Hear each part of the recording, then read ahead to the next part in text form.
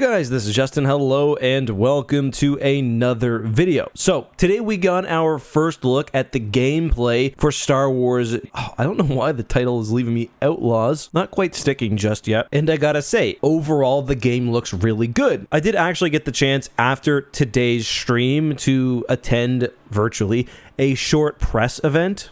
I've got to say though, I actually don't think there was any new information outside of what was available in various videos, but I will try to sort of pick out for you guys what I think is the important stuff. Now, I do want to make one recommendation. If you've only watched the, well, unedited gameplay, I guess you could say, as they presented it during the stream, I recommend you check out the version that was also posted with game dev commentary because they give a lot more insight into how things are going to work. Overall, I thought the gameplay was pretty great, and I'm going to talk about it section by section, sort of how it's presented in the video. They sort of purposely segment it so you get a good cross-section of different types of gameplay. And of course, at the very beginning, we have the action scene. Now, there are aspects of this which kind of don't impress me. The fact that your little creature can go distract enemies or hit buttons. We've seen that in a million games, a million Ubisoft games. I also feel like they didn't do themselves a favor when it came to the actual action. I don't think the game will end up being as clunky as it looked in the preview, but at certain points, I wasn't super impressed with the gunplay, with the movement. I honestly think part of the problem is the fact that they presented it in this sort of weird aspect ratio. It almost feels a bit claustrophobic, at least to me, but fairly generic shooting, I would say. Like, there's no moment that made me really wowed. What I was impressed with, however, was the visuals. There were points when the cutscenes didn't look incredible, but I thought the actual gameplay itself looked great. The setting looked very carefully made, very Star Wars-y. It's almost like the Pike Syndicate is making uglies, taking the ships apart, fusing them together. I also thought it was pretty cool that we could see one of the Mining Guild TIE fighters as they appear in Star Wars Rebels. We saw one of my favorite droids. It's a Treadwell just hiding there. Now, obviously, this section is purposefully made to be shown off, or at least they chose a section that's a great demonstration of how good the game can be, but I was still pretty impressed. And there's also hints at more going on in this base. You can see what looks like side corridors, lots to explore. I think the idea of sneaking into all these aspects of the criminal underworld is going to be really fun to play out, but overall I'd say my biggest concern in this section is, as I said, just the actual gameplay itself. And even if the game is beautiful, if it plays like a bit of a slog, that's going to be a pretty serious issue, to put it lightly. It does seem like there will be different ways to approach objectives. I mean, that's pretty much necessary for an open world game. Obviously you can go in guns blazing, but stealth and maybe even diplomacy or using your underworld connections is probably an option to get whatever objective you're trying to accomplish. When we leave the base, we start getting a look at some of the cool systems that are at play within the game. For example, there's a reputation system among the various syndicates and gangs. Now, this is again not something new to this game, but it's something that can be done in a cool way, I think. Sometimes games promise this to an amazing extent, like Cyberpunk, and don't fully deliver, but I can see how this would work out well. And that kind of makes me wonder, who are we going to see in this game? Will Crimson Dawn be in it? What about Black Sun? The Hutts are obviously there. I'm just kind of curious to see which characters and which organizations we can run into. Anyway, as I predicted yesterday, the speeder will be playing a big part in the game. I'm wondering whether you can customize it. The version she's driving here seems pretty similar to the one that was in the cinematic trailer yesterday, but I do enjoy the sort of scale of the world here, the fact that you kind of need a speeder to get from point A to point B, and that also makes me wonder about one key issue I discussed in yesterday's video. How fundamentally do you make an open world Star Wars game? There's always going to be the conflict between wanting to make it truly Star Wars with various planets and wanting individual planets to feel fleshed out enough that the game doesn't feel boring. I'm still really interested to see how they manage that conflict and that relationship in the final game. Again, when it comes to actual gameplay, I wouldn't say there's anything completely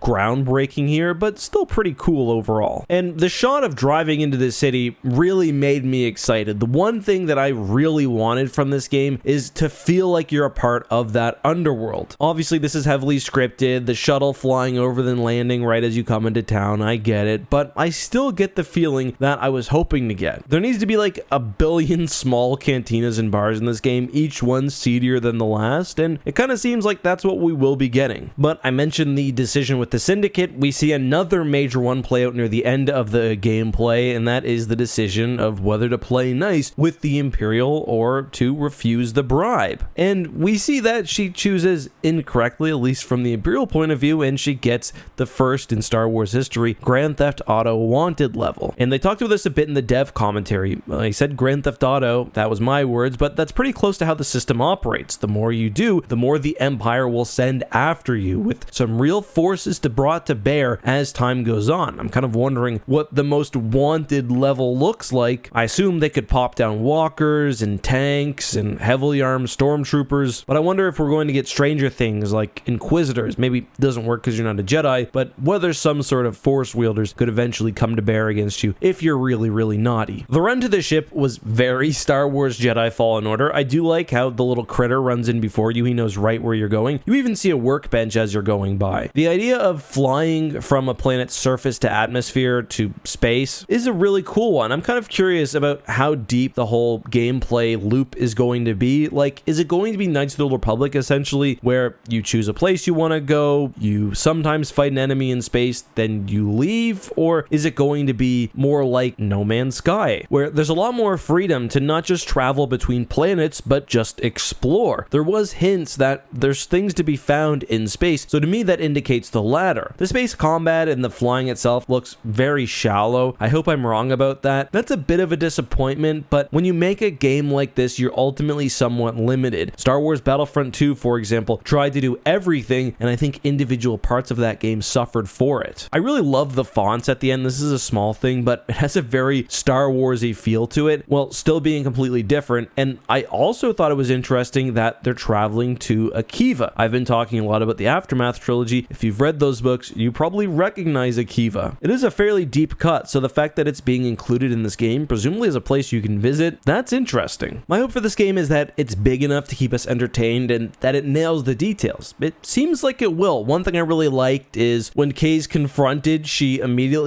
gunslinger shoots the Pike Syndicate guy. I thought that was really cool. I also thought it was interesting how the developer commentary talks about the game being designed so that Nyx, that's the little creature in Kay, feels sort of like one, rather than Nyx just being someone who is good for QuickTime events. Now, I wonder whether they can deliver on that promise. I think of other Ubisoft games that have had, whether hacking mechanics or whatever, and they don't quite follow through, so I'm interested to see whether they can do better here. Another thing in the developer commentary that I'm a little unsure about is Kay's blaster. Now, it seems like her blaster will be, if not her only weapon, her very main weapon at least, something that's continually upgraded through the game, but not necessarily something you can swap out. Yes, Kay can temporarily pick up enemy weapons. We see her pick up an A300 on the ground, but I don't think we'll be changing her loadout too much, which for a game which will presumably have a lot of exploration is a little disappointing. I do like the idea of this sentimental blaster that she's had for a long time, but if that's getting in the way of gameplay, I'm not sure. The developer commentary also really focused on the diversity of locations in the game, everything from, they call it like a windswept outpost in the middle of nothing that we see in this, to dense cities. I think that's great. I would love to visit Nar Shaddaa or a really full smuggler planet. We're always seeing these little hole-in-the-wall places. I want to see it taken to the extreme. The developer commentary also talks about freedom and how you do have choices regarding which jobs you take. Obviously, the game will eventually send you down a main storyline, but the idea that there's a lot that you can do, you don't have to take jobs if you don't want to, but there's lots of money or credits to be made, pretty interesting. And obviously, the more work you do for a syndicate or a crime family or whatever, the more influence you get with them and probably the more interesting jobs you can take on. I'm wondering what you'll spend that money on, whether it'll be upgrades for yourself, you buy gear, you upgrade your ship maybe. It's interesting. All in all, I'm feeling very excited about the game. I think they got the key gameplay loop people have been asking for, to go from foot to your speeder to your ship to another planet, all at will, while living in that Star Wars galaxy. That's what people want. If they can actually nail that, even if there are some gameplay issues like I think there may be, we're gonna have a great game. Those are just my thoughts though. Let me know yours down below.